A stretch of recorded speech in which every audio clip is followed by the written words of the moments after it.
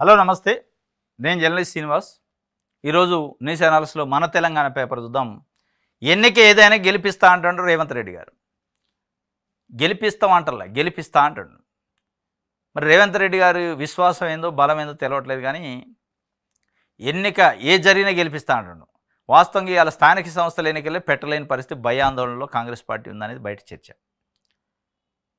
గ్రామ panchayat, MPTC, ZPTC ఎన్నికలు పెట్టాలంటే అడుగు ముందుకేయలేని పరిస్థితి. మరి ఎల్బీ స్టేడియంలో పెద్ద పెద్ద మాటలు చెప్పిండు. ఎన్నిక ఏదైనా నేనే గెలిపించి పంపిస్తా, ఢిల్లీకి చూడండి. సరే, గ్రామ పంచాయతీను సర్పంచ్, ఎంపీటీసీలు అంటే సరే రిజర్వేషన్లు ఖరారు అయ్యేదాకా పెట్టరా డౌటు. దాని గురించి ఇప్పుడు సంవత్సరం నుంచి ఇదిగో అదిగో అంటున్నారు. కానీ జూబ్లీహిల్స్ ఎన్నికలు ఉన్నాయి రేపు. మాగంటి గోపీనాథ్ మృతితోని ఖాళీ అయిన జూబ్లీహిల్స్ ఎమ్మెల్యే స్థానం ఎన్నికలు 6 నెలల్లో మ్యాండేటరీ పెట్టాలి ఎన్నిక. దాంట్లో గెలిపియండి. దాంట్లో గెలుస్తుందా లేదా అనేది కాంగ్రెస్ పార్టీలో ఉన్న చాలామంది నాయకులకే డౌట్ ఉంది, అనుమానం. కానీ గెలిపిస్తానేనా అంటున్నాను. మల్లికార్జున ఖర్గే, కేసీ వేణుగోపాలు, మీనాక్షి నటరాజన్ ఏఐసిసి నుంచి వచ్చి నిన్న 2 స్వీట్ వార్నింగ్లు ఇచ్చారు, 2 టార్గెట్లు కూడా పెట్టిపోయారు. వార్నింగ్లు ఏంటంటే గ్రూపులు కట్టొద్దు, ఎమ్మెల్యేలు కానీ, నాయకులు కానీ, మంత్రులు కానీ, ఎంపీలు కానీ బయట మాట్లాడొద్దు, పార్టీ గురించి అంతర్గతంగా మాట్లాడుకోవాలి తప్ప. అదే ఒకటి చెప్పిండు. గ్రూపులు కడితే మట్టుకు ఎట్టి పరిస్థితిలో ఒప్పుకోము అని చెప్పారు. దాంతోపాటు 2 టార్గెట్లు పెట్టారు. లోకల్ బాడీ ఎన్నికల్లో మొత్తం పార్టీ ఎక్కువ గెలవాలి సీట్లు, జూబ్లీహిల్స్ ఎన్నికల్లో కూడా గెలవాలి అని పెట్టారు. ఇంకొకటి పెట్టాల్సింది, జిహెచ్ఎంసీ ఎన్నికల్లో గెలవాలని కూడా. కాకపోతే అది ఇప్పుడు లేదు కాబట్టి ఈ రిజర్వేషన్ల ఖరారుగా అది కూడా బెటర్ కదా. ఈ 2 టార్గెట్లు, 2 వార్నింగ్లు, స్వీట్ వార్నింగ్లు ఇచ్చిపోయిండు. మంత్రి పదవులు కూడా ఇప్పట్లో ఇచ్చేది లేదన్నాడు. నామినేటెడ్ పోస్టులు అయితే ఇస్తారంట, ఇది చెప్పారు. ఈ సందర్భంలో ఆయన రేవంత్ రెడ్డి గారు ఎమోషన్ అయిపోయిండు. ఎన్నిక ఏదైనా నేనే గెలిపిస్తా అని ఒక మాట చెప్పిండు. మరి అది ఎంతవరకు సాధ్యం, అసలు ఫీల్డ్ లెవెల్లో పరిస్థితులు ఎట్టున్నాయి అనేది చూడకుండా. కాకపోతే అంత కాంగ్రెస్ పార్టీ గ్రామ అధ్యక్షులు, గ్రామ నాయకులు అందరూ వచ్చారు కాబట్టి వాళ్ళని కొద్దిగా ఉత్తేజపరచడానికి అనడా నిజంగా ఉన్నదా అనేది మనం భవిష్యత్తులో చూడాలి. రాష్ట్ర పరిస్థితులపై కేసీఆర్ ఆరాధించినట్టు నిన్న సోమాజిగూడ యశోద ఆసుపత్రిలో జాయిన్ అయ్యిండు ఆయన. అంతకుముందు నిన్న పార్టీకి సంబంధించిన ముఖ్య నాయకులందరూ పోయి పరామర్శించి మాట్లాడటానికి పోయారు. అప్పుడు చెప్పిండు రాష్ట్రంలో ఏం జరుగుతుందని ఆరాధించినట్టు. పరామర్శకు వచ్చిన నేతలను అడిగి తెలుసుకున్న బీఆర్ఎస్ అధినేత యూరియా ఎరువుల లభ్యత, వ్యవసాయము, సాగునీరు గురించి ఫీడ్బ్యాక్ తీసుకున్న మాజీ సీఎం. ఆసుపత్రిలో కోలుకుంటున్న కేసీఆర్ సాధారణ పరీక్షల కోసమే ఆసుపత్రిలో చేరినట్టు బీఆర్ఎస్ అగ్రనేత కేటీఆర్ వివరణ. మొత్తానికి అడిగిండట. దాంట్లో ఇంకో మాట కూడా చెప్పినాను. బనకచర్ల పైన నేను బరాబర్ మాట్లాడతా బయటకు వచ్చిన తర్వాత. బనకచర్లే కాదు, ఇలా రాష్ట్రంలో ప్రజలు, రైతులు ఎదుర్కొంటున్న అనేక సమస్యలపైన తొందరలో ప్రెస్ మీట్ పెడతా అని చెప్పిండట. నిజంగా కేసీఆర్ గిట్ట బయటకు వచ్చి బనకచర్ల పైన ప్రెస్ మీట్ పెడితే, రైతులు విత్తనాలు, యూరియా పైన ప్రెస్ మీట్ పెడితే ఒక రకంగా ప్రభుత్వం డిఫెన్స్లో పడింది. ప్రభుత్వం అప్పుడు ఉలిక్కి పడలేదు. ఎందుకంటే బనకచర్ల విషయంలో ఎంత బదనాం అయిపోయారంటే, వాస్తవంగా రేవంత్ రెడ్డి ప్రభుత్వం చాలా బదనామయ్యారు. బనకచర్ల ప్రాజెక్టు అసలు చంద్రబాబు నాయుడు గారు ఏం డిపిఆర్ ఇచ్చిండు, ఏం అప్లై చేసిండు అనేది కూడా కనీసం చూసుకోకుండా మేము కాగితం రాసినాం, ఉత్తర్వు రాసినాం అని చెప్పారు. రేపు కడిగి పారేస్తాడు. ఏది కేసీఆర్, నేను సంతకం పెట్టినట్టవా, నేను సంతకం పెడితే సిడబ్ల్యూసీ ఎట్లా ఆపింది, అటవీ పర్యావరణ శాఖ ఎట్లా ఆపింది, నా సంతకం ఎక్కడుంది చూపి అంటాడు. ఇవన్నీతో పాటు అరే నాయన అసలు వరద జలాలు 200 టీఎంసీలతో నేను ప్రాజెక్టు కట్టుకుంటా అన్నాడు. వరద జలాలు ఎవరు లెక్కించారు, ఎట్లా లెక్కించారని నువ్వు ఎప్పుడన్నా అడిగినవా అని అడుగుతుంది. నేను ఒక ముఖ్యమంత్రిగా మీరు అడగాల్సిందేంది, మీరు పదే సముద్రంలో నీళ్ళు కలిసే వాటిని నేను వాడుకుంటా, వరద జలాలని వాడుకుంటా అని చెప్పి అన్నారు కదా. దానిపైన సిడబ్ల్యూసీ అన్నదాకా కూడా ఇలా సోయలేదు. సిడబ్ల్యూసీ డైరెక్ట్గా లెటర్ రాసింది నేను ఏపీ ప్రభుత్వానికి. ఏమని, మీరు వరద జలాలు 200 టీఎంసీలతోనే మేము వాడుకోవటానికి మేము కడతన్నాం బనకచర్ల అన్నారు కదా, ఏ క్యాలిక్యులేషన్తోనో వరద జలాలు 200 టీఎంసీలు వస్తాయని చెప్తున్నారు. రోజుకు 1800 క్యూసెక్కుల నీళ్ళని పోలవరం కుడి కాలువ పక్క నుంచి ఇంకొక పేర్లాలకు ఇంకొక కాలువ దువ్వి దాని నుంచి మేము తీసుకెళ్ళి బనకచర్ల ప్రాజెక్టు పేరుతోని ప్రకాశం బ్యారేజీలు పోస్తామన్నారు. రోజుకు 18 టీఎంసీల చొప్పున, 18 క్యూసెక్కుల చొప్పున 200 టీఎంసీల దాకా నీళ్లు కావాలంటే 129 రోజులు కంటిన్యూగా ఆగకుండా బారితేనే అయింది. 129 రోజులు అంటే 4 నెలల 9 రోజులు. మరి 4 నెలల 9 రోజులు వరద జలాలు వస్తాయా? వర్షాకాలం ఉండేది 2 నెలలు మహా అయితే గట్టి కురిసే వర్షాలు. ఎట్లా మీరు వరద జలాలు 200 టీఎంసీలు అయితే అన్నారు, రోజుకు 1800 క్యూసెక్కులు నీళ్ళు వస్తాయని చెప్పారు. ఇది ఏ రకంగా ఫీజిబిలిటీ పాజిబిలిటీ అని సిడబ్ల్యూసీ అడిగిన దాకా కూడా రేవంత్ రెడ్డి గారికి కానీ ఉత్తమ్ కుమార్ రెడ్డి గారికి సోయలేదు. రేపు కేసీఆర్ చెబుతారు ఆ మాట. ఢిల్లీలో ఉన్న సిడబ్ల్యూసీ వాడికి తెలిసింది ఆడ నీళ్లు లేవు, వరద లేదు, వరద నీళ్ళు ఎట్లా లెక్కేస్తారు, వరద జలాలంటే ఏందని అడిగింది. మీరు ఏ రోజు అని అడిగారా? అడక్కపోగా నువ్వేం అడిగినవు? చంద్రబాబు నాయుడు గారు నాకు ఎన్ఓసి అని అడుగుతావు. తెలంగాణ ఆత్మగౌరవాన్ని చంద్రబాబు నాయుడు గారు తాకట్టు పెడతావా అని చెప్పి చర్చలు పెడతాను. ఏం చర్చలు పెడతావు? ఆయనే తలకాయలేనోడు, నువ్వు ఒక తలకాయలేనోడు అని రేపు కేసీఆర్ అంటాడు గ్యారెంటీగా. ఇదే మాట్లాడాడు. ఆయన తలకాయ లేకనే 3 సార్లు ముఖ్యమంత్రి చేసిన వ్యక్తి వరద జలాలు రోజుకి ఎన్ని వస్తాయి, ఎన్ని రోజులు పట్టిద్దే లెక్క లేకుండా, పత్రం లేకుండా కాగితం ఆడిచ్చి వస్తే చివాట్లు పెట్టి ఎనికి పంపింది. ఆయనతో నువ్వేం చర్చలు జరుపుతూ ఆయన మ్యానిపులేషన్తో బనకచర్ల చేద్దాం అనుకోండు. ఆ మ్యానిపులేషన్ కూడా నిజంగానే అక్కడ రైతులకు ఉపయోగపడే బనకచర్ల అంటే అది కాదు.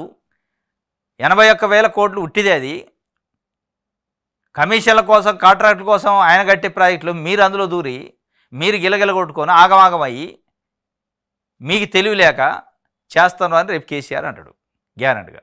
అది ఎట్లా ఆయన బయటకు వస్తే దానిపైన మీరు సమాధానాలు చెప్పుకోలేని ప్రశ్నలు ఉంటాయి. ఇక ఇది కేసీఆర్ ఆరాధించిందట. త్వరలో నామినేటెడ్ పోస్టులు సీఎంకి వెంటనే లిస్ట్ ఇవ్వండి, పీసీసీ చీఫ్ ఇన్ఛార్జి మంత్రులకు ఖర్గే ఆదేశం ఇచ్చిందట. త్వరలో నామినేటెడ్. ఈ త్వరలో ఇప్పటికే 20 సార్లు వచ్చింది. 129 రోజులు వరద ఉంటుందా? పోలవరం నుంచి బనకచర్లకు 200 టీఎంసీలు ఎట్లా తరలిస్తారు? ఏపీ సర్కారును ప్రశ్నించిన సిడబ్ల్యూసీ ప్రశ్నించిన దాకా మన ముఖ్యమంత్రికి కానీ, మన ఆఫీసర్లకు కానీ, మన నీటిపారుదల శాఖ మంత్రికి తెలియదు. 129 అసలు వరద జలాలతో 200 టీఎంసీలు ఎట్లా లెక్కేశారు, ఏ లెక్క ప్రకారం అనేది వాళ్ళు ఒక్క ప్రశ్న కూడా ఏ రోజు వేయలే. ఏ కాడికి బనకచర్ల మేము అడుక్కుంటాం. లేమెన్గా చెప్పారు తప్ప ఎక్కడా కూడా క్యాల్కులేషన్తో చంద్రబాబు నాయుడు గారు అంటున్న 200 టీఎంసీల నీళ్ళు ఎక్కడి నుంచి వస్తాయి వరద అని చెప్పి ఆయన అడగలే. ఇప్పుడు 129 రోజులు ఎట్లా వస్తాయి వరద జలాలు? రోజుకు 1800 క్యూసెక్కుల నీళ్లు 129 రోజులు పారితేనే 200 టీఎంసీలు భర్తీ అవుతాయి. ఇది ఏ వరద, ఎట్లా లెక్కేశారు, ఎక్కడ లెక్కేశారని ఏ రోజు అడగలే. ఇది అక్రమం కదా అని అడగలే. సిడబ్ల్యూసీ అడిగింది పాపం. అక్కడి నుంచి వాళ్ళు పాయింట్అవుట్ చేశారు, వీళ్ళకి ఆ పాయింటే దొరకలే. ఏపీ సర్కార్ని సిడబ్ల్యూసీ ప్రశ్నించిందట. ఇక మళ్ళీ బనకచర్లపై ముందుకెళ్తే చూస్తూ ఊరుకోపోతే ఏమంటుంది ఇది జనసేన పార్టీ చెప్తుంది. చూస్తూ ఊరుకో అన్నాడు. ఎంతవరకు ఆయన స్టేట్మెంట్ ఇవ్వలే. కోదండరావు గారు ఎమ్మెల్సీ చూస్తూ ఊరుకో అంటాడు. కనీసం ఆయన ప్రొఫెసర్గా పనిచేసిన ఆయన క్యాల్కులేషన్ ప్రకారం రేవంత్ రెడ్డి గారికి చెప్పాలిగా. మీరు ఆపటం కాదు, అసలు ఈ వరద జలాలు అయింది, దాన్ని ఎట్లా ఎక్కేస్తారో అది అడగండి, దాన్ని పాయింట్అవుట్ చేయండి అని ఆయనే చెప్పలే. ఇప్పుడు ఇది కొద్దిగా ఆడ సిడబ్ల్యూసీ నుంచి లెటర్ రాగానే మేము ఆపుతాం అంటే మేము ఆపుతాం. ఇది వాస్తవంగా ఎవడి విజయం కాదు, ఇది సిడబ్ల్యూసీ విజయం. బనకచర్ల మీద బ్రేక్ వేయడానికి తాత్కాలికమైన బ్రేకు సిడబ్ల్యూసీ వేసింది. వీళ్ళు ఏదో వేసినామని వీళ్ళు అనుకుంటున్నారు. ఆదాబ్ హైదరాబాద్ చూద్దాం. తెలంగాణలో రిజర్వేషన్ల ఉల్లంఘన, రాహుల్ గాంధీ సందేశాన్ని విస్మరిస్తున్న ప్రభుత్వం తెలంగాణలో రిజర్వేషన్ నిబంధనలను ఉల్లంఘిస్తూ ఎస్సీ ఎస్టీ బీసీలకు దక్కాల్సిన ఉన్నత పదవులు అనర్హులకు కేటాయింపు. బీసీ కులగణన చేసి ప్రభుత్వం చరిత్ర సృష్టించింది. పార్లమెంట్లో సైతం ప్రస్తావించిన రాహుల్ గాంధీ. ఇంజనీరింగ్ చీఫ్గా భాస్కర్ రెడ్డికి ప్రమోషను, రూల్ ఆఫ్ రిజర్వేషన్ అతిక్రమించడమే తెలంగాణ ఉద్యమ లక్ష్యాలైన నీళ్లు, నిధులు, నియామకాలను మరిచారా? ఉద్యమ ఆశయాలకు గండి కొడుతున్నారా తెలంగాణ ప్రభుత్వమా? ఇకనైనా మేలుకో అని చెప్పి ఇది 4-5 సార్లు ఇప్పటికే వచ్చింది వార్త. తెలంగాణలో రాయలసీమ వ్యక్తికి, భాస్కర్ రెడ్డి అనే వ్యక్తికి ఇంజనీరింగ్ చీఫ్గా అవకాశం ఇచ్చారు. అది కూడా రూల్ ఆఫ్ రిజర్వేషన్ని తుంగలో దొక్కి ఎస్సీ ఎస్టీ బీసీలు చాలామంది సీనియారిటీ ఉంటే వాళ్ళని పక్కన పెట్టి, అది తెలంగాణలో పక్కన పెట్టి ఇచ్చారు. మరి ఇది ఎట్లా రిజర్వేషన్ల ఉల్లంఘన అయితే? రాహుల్ గాంధీ కేంద్రం వాళ్ళు ఢిల్లీలో కూర్చొని ఒకటి చెబుతారు, సామాజిక న్యాయం అంటాడు, బడుగు బలహీన వర్గాలకు న్యాయం చేయడానికి మేము కులగణన చేస్తున్నాం అంటాడు. చేస్త్రీ పక్కన పెడితే ఆ కులగణన ఫలితాలు కనపడతాయి. ఆ ఫలితాలు అట్లా ఉండగానే ఇది జరుగుతుండే. ఎక్కడో ఉన్న భాస్కర్ రెడ్డిని పట్టుకొచ్చి ఇక్కడ ఎవడు లేనట్టు తెలంగాణ వాడికి ఇవ్వకుండా వేరే ఆఫీసర్కి, సీనియారిటీ లేని ఆఫీసర్కి, ఎస్సీ కాదు ఎస్టీ కాదు ఓసీ క్యాండిడేట్కి ఎస్సీ ఎస్టీ బీసీలను పక్కన పెట్టి ఇస్తే మరి దీన్ని ఏం సామాజిక న్యాయం అంటారు అనేది ఇప్పుడు అడుగుతుండ్రు తెలంగాణ వాదులు. చెప్పాలి మరి ఏం చెప్పిద్దో చూడాలి. ఏం చెప్పరు ఇక.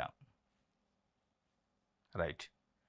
అవినీతి సుగంధంగా మారిన సునంద ఆట, డిపిఓ సునంద పాలనలో అవినీతికి అడ్డాగా మారిన యాదాద్రి భువనగిరి జిల్లా.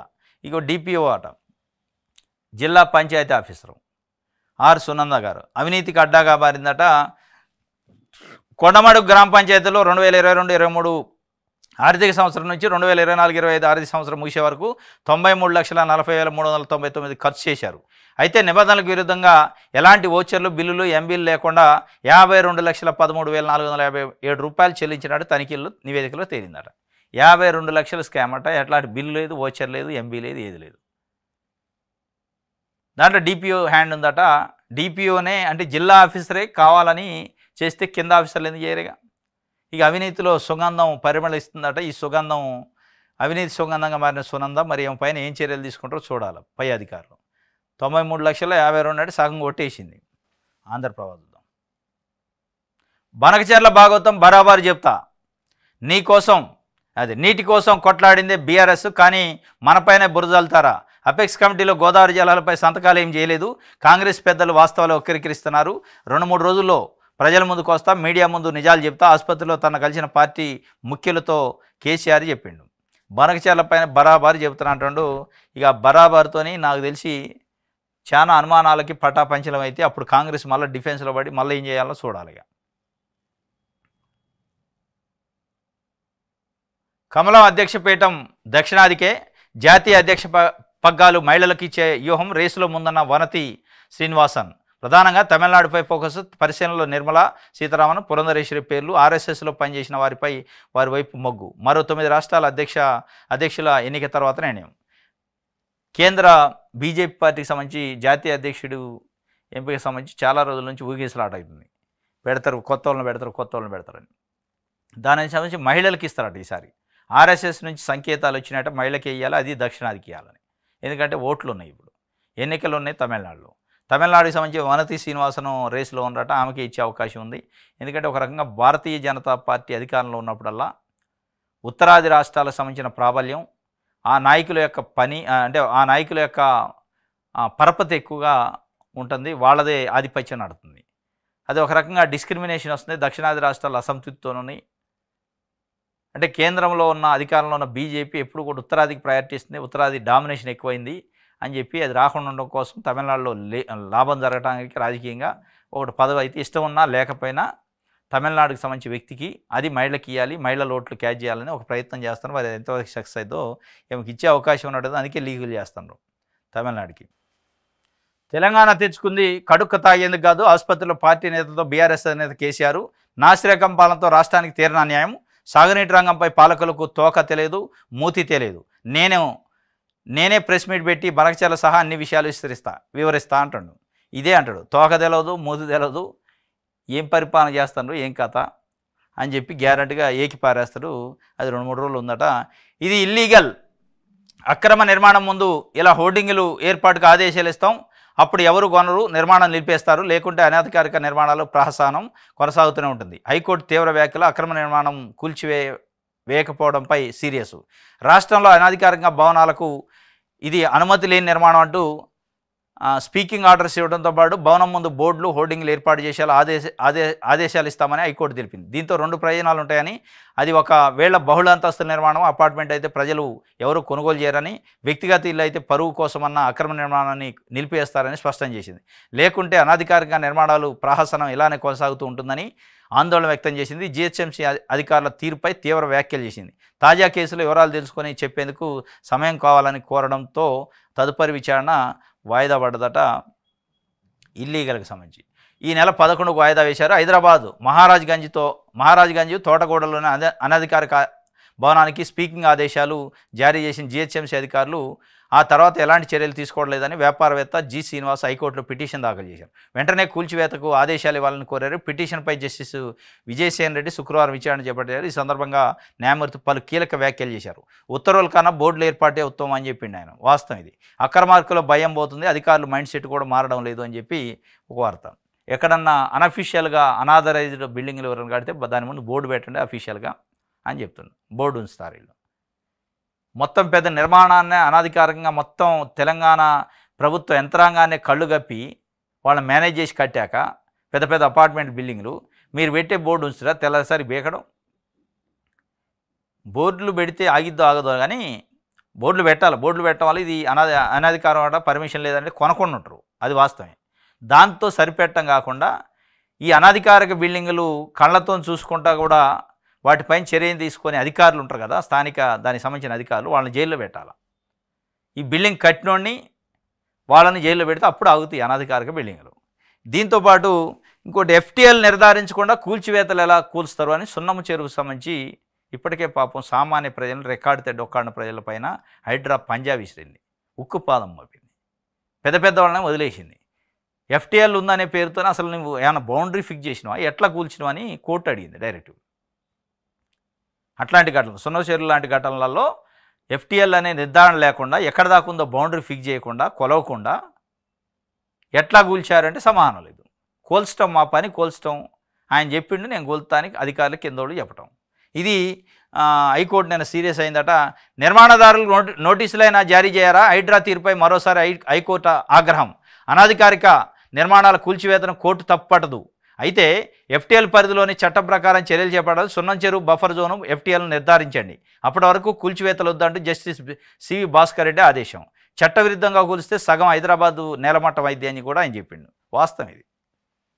నువ్వు ఎఫ్టీఎల్ బఫర్ జోన్ నిర్ధారణ చేయాలిగా, ఫస్ట్ నిర్ధారణ చేసి మార్కింగ్ చేసాక కదా ఇక్కడ దాకా ఉంది మార్కు, ఈ లోపల ఉన్నటిని కూలుస్తాం, అది బయట ఉన్నటిని ఏం చేయమని చెప్పాలి. అడ్డగోలుగా నీకు ఇళ్ళు కనపడ్డాయల్లా కూల్చుకుంటూ పోతే సున్నం చెరువు పక్కన ఉన్నాయి కాబట్టి అని కూలితే అదే ఎక్కడ దాకా బఫరు, ఎక్కడ దాకా ఎఫ్టీఎల్ అనేది చూసుకోవాలని కోర్టు పదే పదే చెప్పింది. ఇప్పటికీ వాళ్ళ జోటలే, కూల్చుడు పని మీద ఉంది, ఇల్లు కనపడితే కోలవటమే. మరి అదే రేంజ్లో నీకు గండిపేట చెరువులో నాటిని కొలుతున్నట్టు కోలరు, అక్కడ పెద్దోళ్ళుగా ఉండేది, ఇక్కడేం పేదోళ్ళు. ఇది ఒక వార్త సాక్షికి సంబంధించి దిశ పేపర్. 11 ఏళ్లలో తెలంగాణకి ఏమి ఇచ్చారు, కేంద్రంలో అధికారంలో ఉన్న బీజేపీ సమాధానం ఇవ్వాలని ఖర్గే అడుగుతుండు. వాస్తవంగా ఏమి ఇచ్చారంటే ఏమీ ఇలే, రొటీన్కి వచ్చే నిధులు ఇచ్చారు కానీ పెద్ద పెద్ద ఇన్స్టిట్యూట్లో ఇంకోటి ఇచ్చింది లేదు. గ్రూపులు కడతామంటే భయపడం, కాంగ్రెస్ ఇలాంటి ఒడిదుడుకులను చాలా చూసింది, ఇష్టారాజ్యంగా వ్యవహరిస్తే సహించేది లేదు, ఇబ్బందులు ఉంటే పార్టీ అంతర్గత వేదికల్లోనే మాట్లాడాలి, నెలాఖరులోగా నామినేటెడ్ పదవులు భర్తీ చేయాలి, తెలంగాణను మోడల్ స్టేట్గా తీసుకుంటున్నాం అని చెప్తుండు. గ్రూపులు కడితే ఊరుకో అంటుండు, భయపడమంటుండు.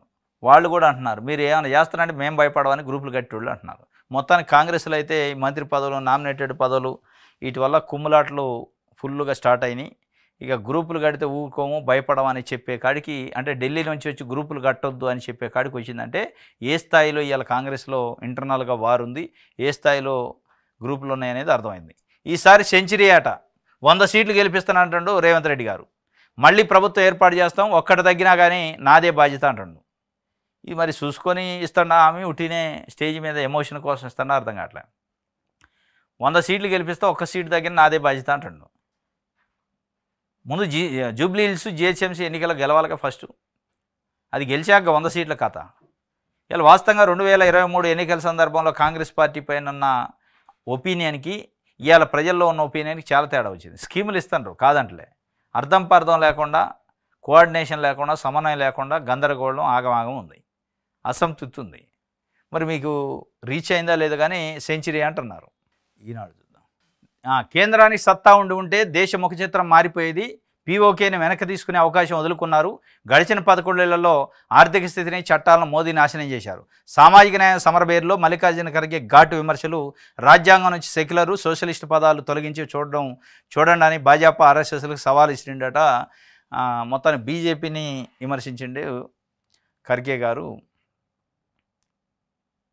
బీసీ రిజర్వేషన్ల ఖరారయ్యాకే స్థానిక ఎన్నికల్లో కేసీ వేణుగోపాల్తో సీఎం ముఖ్య నేతలు చర్చ.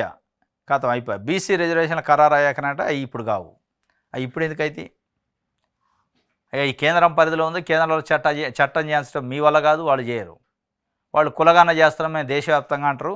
ఇది ఇప్పుడు కాదు. ఇక ఎన్నికలు, స్థానిక సంస్థల ఎన్నికలు కాబట్టి కేంద్రం నుంచి వచ్చే డబ్బులు రావు, ఇంకా ఎనికిపోవడం తప్ప ముందుకు వచ్చే కథ కనపట్టలే. రైట్, ఇది ఈనాడు సంబంధించి.